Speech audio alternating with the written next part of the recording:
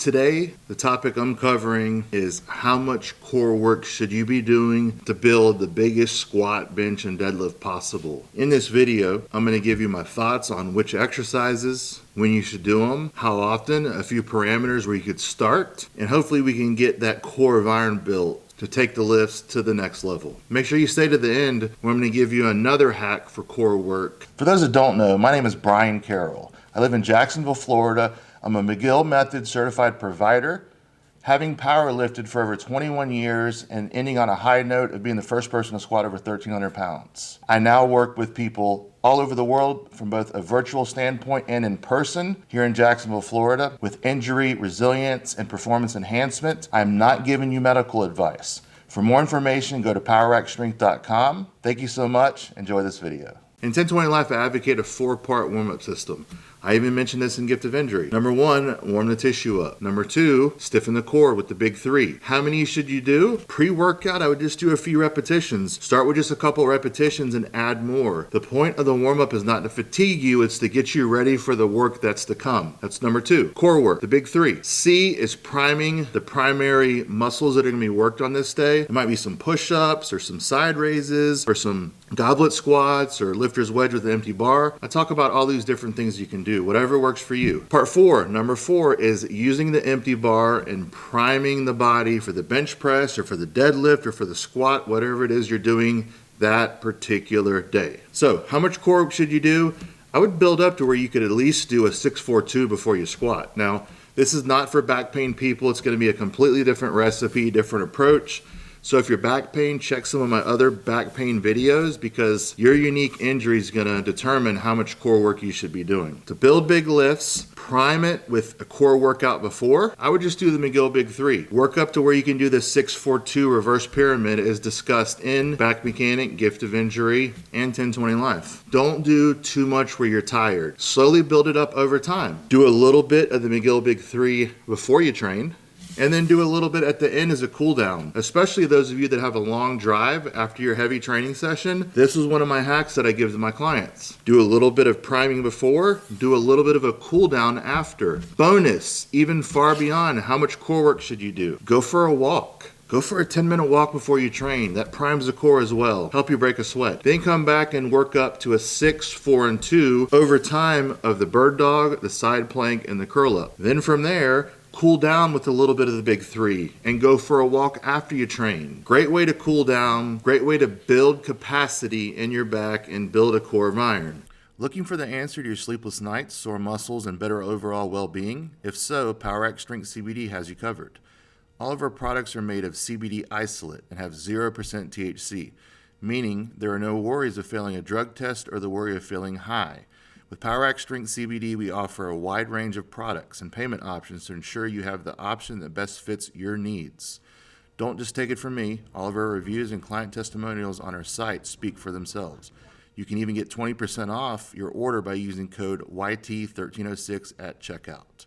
Go to powerxstrengthcbd.com to order now so you can get back to sleeping, recovering, lifting, feeling, and being better.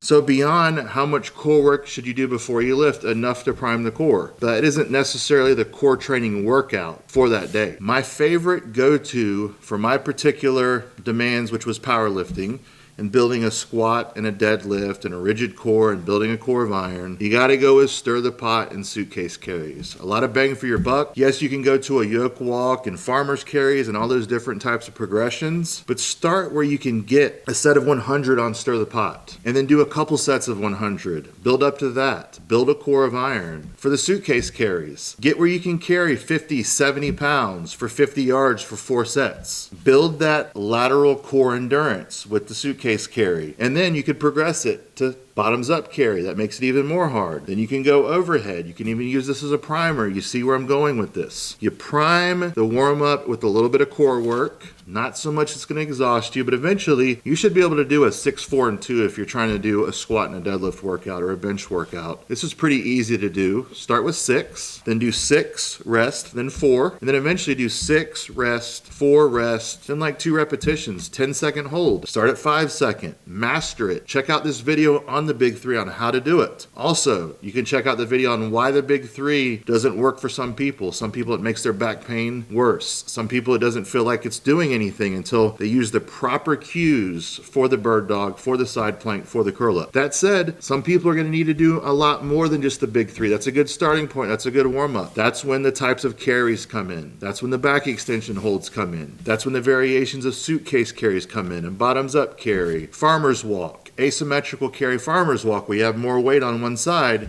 kind of like carrying groceries in. It's a lot more compression on the spine, but it's a good challenge for the core if you're trying to build a core of iron. Exercises that I wouldn't try to do to build a core of iron and to build the big lifts. Definitely don't do these before you train. I wouldn't do them after or any other time personally, and I don't have my clients do these exercises either. Don't do a bunch of bending and twisting, Russian twists. I wouldn't do a bunch of Russian twists before you train, and a bunch of hanging leg raises and rope crunches. This is all bodybuilding type of stuff. Leg raises can have their place. They're great for the psoas, especially when you're isolated. You can raise the legs, build the psoas. Not so good on the back. That's a lot of compression. Things like sit-ups are necessary for special forces in the Army, military. I get it. The SEALs, the Berets, you have to do sit-ups. I'm going to give another video on the biggest mistakes that special forces make when training for selection and so on, but there's nothing inherently wrong with the sit-up. It's just a poor way to train the core. It's great to activate the psoas. It's a great hardening exercise for mental toughness, but you can't do them over and over because it is the biggest reason why people hurt their back in the military. It isn't just the rucking. It's the sit-ups, the bending and softening of the collagen, and the compression and flexion, plus all that axial load and compression that's necessary when you're rucking 10 miles at 120 pounds with the rucksack. So how much core work should you be doing? First of all, enough to prime before you train, just enough. Stimulate, a little bit of McGill Big Three, maybe a little bit of stir the pot, maybe a little bit of suitcase carries, and then after your training session is when you really push the core. Don't push the core where you're tired before you even start training. Build it up where you have a decent amount of GPP and capacity in your core, and then use core finishers, stir the pot, suitcase carry, yoke walk, sled drags, all these different types of things to finish. So you should train your core just about every day. I don't recommend people do stir the pot and suitcase carries every day, but depending on what your goal is, you might want to do it a couple times a week. Each person is unique, but don't say you have a core of iron. You know if you have a core of iron when you can do 250 straight flawless stir the pot, and you can do a suitcase carry with half your body weight for 50 yards without leaning over or bending. You know you have a core of iron when you can bottoms up carry the 70-pound kettlebell and not lose it.